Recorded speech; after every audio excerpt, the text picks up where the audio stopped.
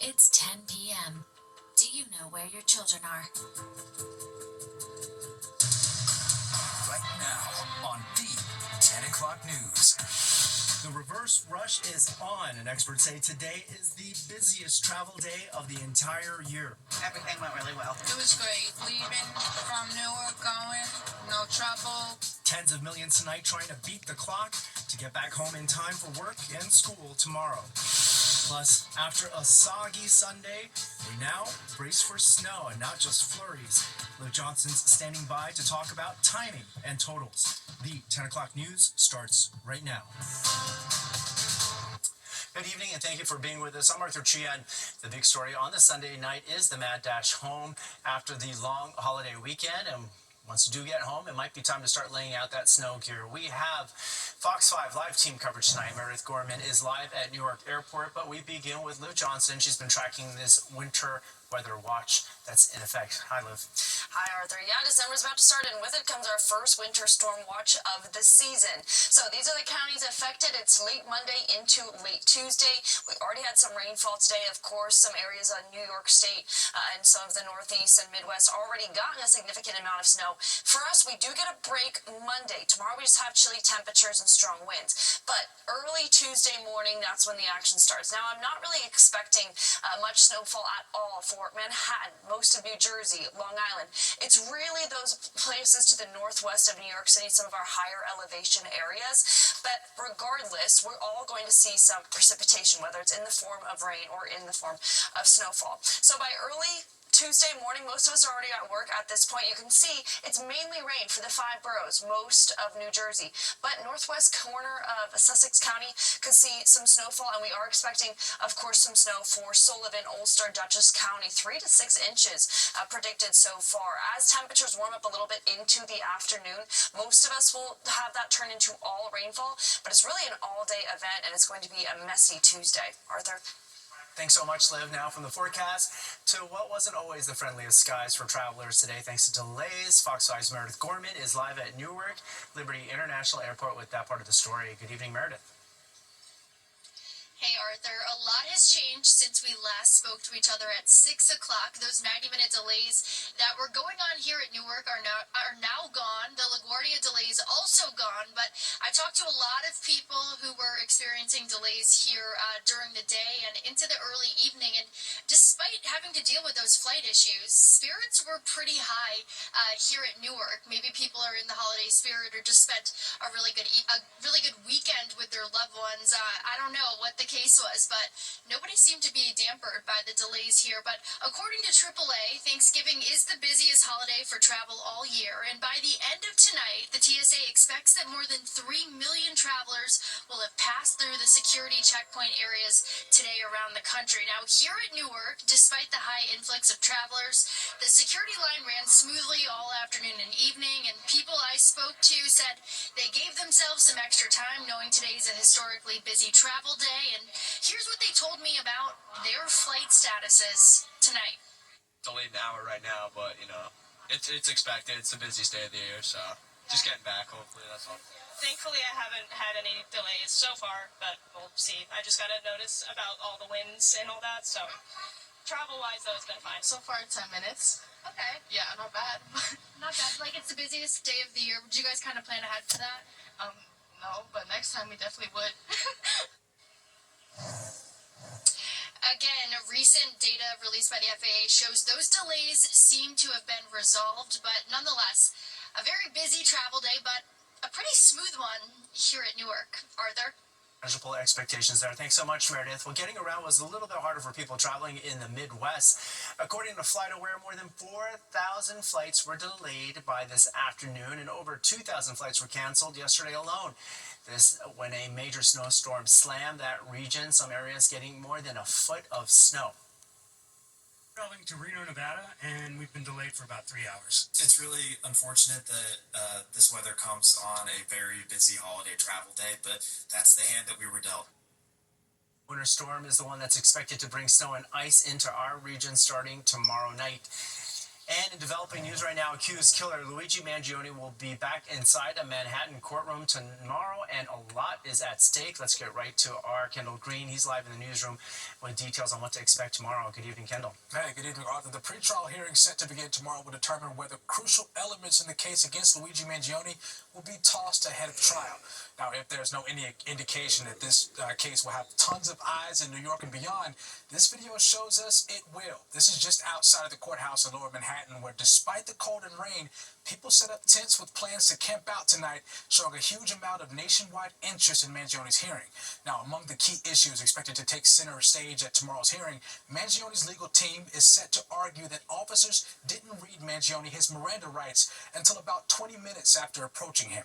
So his statements before that point, they say, should be struck. Also, the lawyers want the incriminating evidence found in Mangione's backpack, which included a silencer and a red notebook said to contain an alleged manifesto where he planned to, quote, whack an insurance executive, to be suppressed. They say police searched that bag when he was arrested without a proper warrant. But we expect prosecutors to call witnesses like the arresting officers in Pennsylvania to debunk those claims, to keep those crucial elements a part of the case. Now, ultimately, a legal analyst tells us he predicts the judge will toss the statements made by Mangione just after his arrest, while the other pieces of the evidence should stick. But they also read some notes of his, which are highly incriminating, and I think that that will be really the gist of it, trying to get those notes suppressed. They'll say that they should have gone to a judge first and gotten a warrant to open where the notes were and to read the notes. I think they'll say that even if they should have gotten a warrant at that point, it would have been inevitably discovered because it was in the bag, and so they would have found it anyway.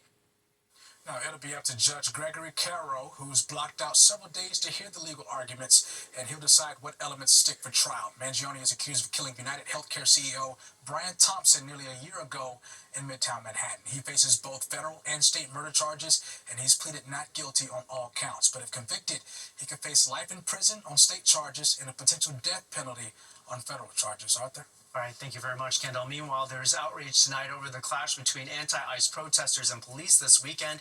Activists blaming the NYPD for attacking the protesters. The chaos happened outside of a parking garage by Chinatown yesterday. Police and anti-ICE protesters going head-to-head along Center Street and Howard. Video shows some protesters throwing debris and blocking officers. Multiple people were taken into custody. Protesters, New Yorkers, friends and family members were confronted by the NYPD. And then they were brutalized. Some people randomly were maced, others were thrown to the ground violently. From Homeland Security, which tells Fox 5 the NYPD responded to hundreds of violent protesters, which resulted in the arrest of what they call multiple agitators. Well, 3 people are under arrest tonight after around 70 vehicles allegedly tried to take over a parking garage in Queens. The NYPD saying dozens of officers showed up at the location in Flushing to disperse the meetup. 9 cars were confiscated, 3 people were arrested for suspended licenses, and 6 summonses were issued for illegal window tints and for not having license plates.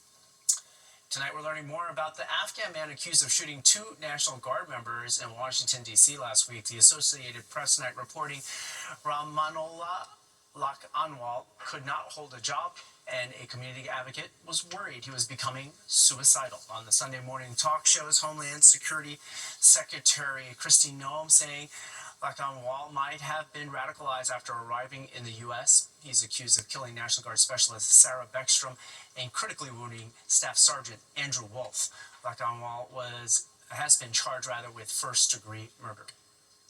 And developing right now, President Trump saying this evening that he recently spoke with Venezuelan President Nicolas Maduro, but declined to comment on the details of that conversation. This comes as U.S. warships are now positioned near Venezuela, with Trump saying the airspace above and surrounding the country should be considered closed. Maduro is accused the U.S. government of fabricating a war against him. And in other foreign news, U.S. and Ukrainian officials completed roughly 4 hours of talks on this Sunday aimed at finding a way to end the war between Russia and Ukraine, just days before a U.S. envoy is due in Moscow for talks with Russian President Vladimir Putin. Secretary of State Marco Rubio saying the session was productive, but that there's still work to be done in order for a peace deal to happen. As I told you earlier this morning, our goal here is to end the war, but it's more than just to end the war. We don't just want to end the war, we also want to help Ukraine be safe forever, so never again will they face another invasion. Ukrainian President Volodymyr Zelensky says in the coming days he hopes both sides will find a way to bring the war to a what he calls dignified end. The countdown to the FIFA final draw is on. We are less than a week away, so how does it all work? We're breaking it all down, and speaking of breaking that down, here's Tina Servasio with a breakdown of what's coming up. Fear Factor House of Fear premieres January 14th on Fox. You're watching the 10 o'clock news. Fox 5 is your home for all things FIFA and the World Cup, and we are less than a week away from the final draw. You can see the countdown clock on your screen. Fox 5's Dan Bowens breaks it down in terms of how it works.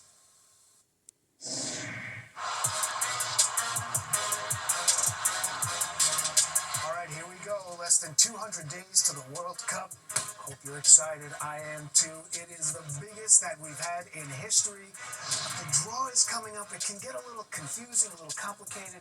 There's only one person I can think of who can help us sort this all out. Tina Servasio. Dan, why don't you step into my office? Let's do it. We'll talk about the World Cup. Okay, so this is the biggest World Cup ever. Tina, how many countries are playing this year? 48 countries are playing in this 2026 FIFA World Cup, Dan. And so they're going to break them down, my understanding, into 4 separate pots? How does that going to work? 4 pots that will feed into 12 groups. So there will be 12 groups. 11 will be in the United States, 2 in Canada, and then 3 group stages will be in Mexico. And then they're going to pick from the pots.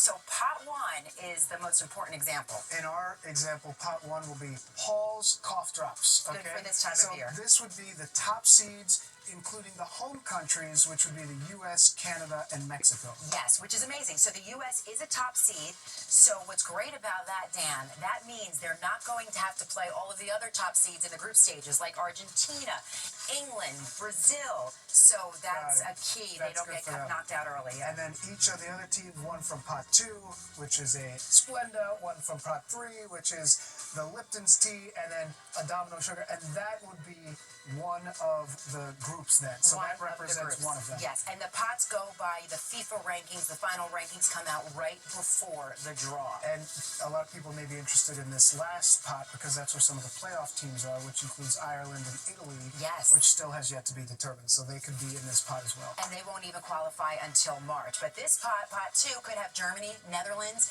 They could end up playing the U.S. So they still have very strong teams. Okay, and so who are we going to get to see in this? So the United States has already been predetermined, Group D. Okay. So with that, they will either be playing in like the Southeast Texas region or like in the California out west. Group E is playing at MetLife Stadium. Okay. Yes. So whoever gets into Group E during the draw, we know we'll be able to see those teams here in East Rutherford, New Jersey. MetLife Stadium's also hosting round of 32, round of 16, so 2 knockout rounds, and then of course the World Cup final on July 19th. Okay, and the one key thing I think is that the top seeds, so like Argentina and Spain, they can't play each other early. They're on sort of the separate ends of the bracket. And that is new this year. They've worked this out with all 48 countries too, so that they wouldn't play each other, but it's all about heading them directly into the final. More like a classic tournament. It's almost like a tennis seeding. Yeah. All right, Tina, this is amazing. Thank you for providing and helping with my sugar and the cough drops. You know, we also talked, I think you may know who he is, Rutgers graduate, U.S. soccer legend, Fox Sports analyst. Who do you think I'm talking about? I'm thinking Alexi Lalas, who played in the World Cup right here in the U.S. He sure did, the last one back in 1994. Let's take a listen to what he said, because he kind of puts this all in perspective for us. You know, I'm sitting here talking to you today because of the 1994 World Cup. Back in the previous century, back in the 1900s, back before you were even born. But it changed my life forever, and it changed the sport forever. And we have the opportunity again next summer to do that. We're going to have live team coverage of the FIFA final draw on Friday. It'll be on Fox 5, streaming in the free Fox Local app, and kicks off on December 5th. Now remember, Fox 5, because we are your home for the 2026 FIFA World Cup, we're going to have plenty of updates and features leading up to the big event next summer, so stay tuned. We're going to be right back with the full forecast.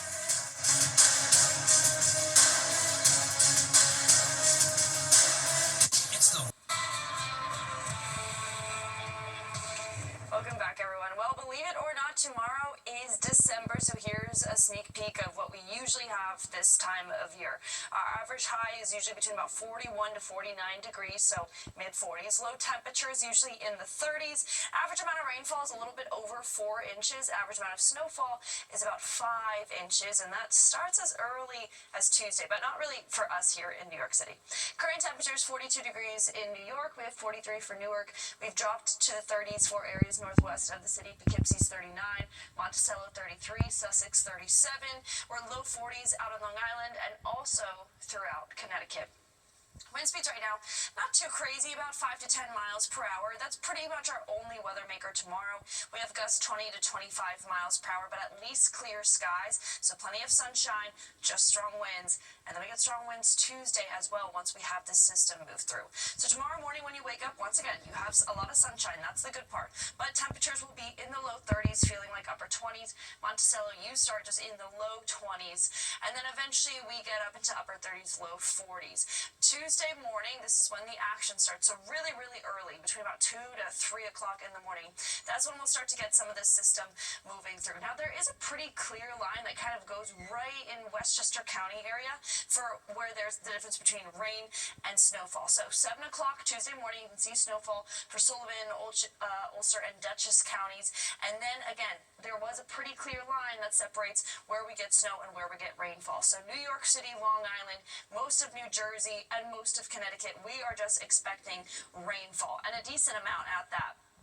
By noon, you can kind of see even the rain spreading up a little bit further into Sullivan, Ulster, Dutchess County. Still kind of a wintry mix for some of us. And then as temperatures warm up, it turns into all rain. But that doesn't mean that we won't get a pretty significant amount of snowfall for some of those northern counties and high elevation areas. It's an all-day event for our Tuesday. And here's what I'm talking about with a decent amount of rain, about 2 inches throughout New York, Long Island, up into Connecticut, even Poughkeepsie, Monticello getting a little bit of rainfall. But most of what they'll get is going to be snowfall. And when we look at those snowfall totals, see, it's not registering anything for New York or Long Island. That doesn't mean we won't see some flurries, but Poughkeepsie, we're predicting about 3 to 4 inches. Monticello up to 6 inches for their snowfall totals. Lows tonight in the 30s, highs tomorrow in the upper 30s and low 40s. It's a really cold week overall with highs just in the low 40s and 30s. Look at Friday, just 32 degrees. We're dry by Wednesday, but then we have a rain-snow mix that's possible again for Saturday. Arthur? Wow, there are 20s in there. All right, thanks so much, Liv. Well, there is nothing like Christmas in New York, and a spectacular tree in particular marks the arrival of the holiday. We've got details on when it's going to be lighting up our city. That's coming up in our look ahead. Everyone's gearing up for It's time now for a look ahead at some stories happening this week. Tomorrow, the New York Gaming Facility Location Board is going to meet to decide the fate of the 3 available gaming licenses for downstate New York, particularly New York City. The proposed casino resort at Metz, Willets Point, and Hard Rock International is in the running, along with projects near JFK Airport and Ferry Point Park in the Bronx. On Tuesday, runoff elections for mayor will take place in both Jersey City and Hoboken. This after no candidate won the 50% necessary amount for the vote on election day itself. And on Wednesday, the Rockefeller Center Christmas tree shines brightly. The tree lighting ceremony starts at 7 p.m. It's open to the public on a first-come, first-served basis. We'll be right back. Zootopia 2 had an animalistic opening at the box office. The animated Animal City sequel from the Walt Disney Company rang up $96 million over the weekend, earning $156 million over the 5-day Thanksgiving holiday. The movie scored even more, a staggering $556 million globally since its Wednesday opening, making it the highest international opening ever for an animated movie. And that does it for us tonight. You're all caught up for the week ahead. Remember, the news is always streaming on our free Fox Local app. And now, stay with us. Sports Extra with Tina Cervasio starts right now.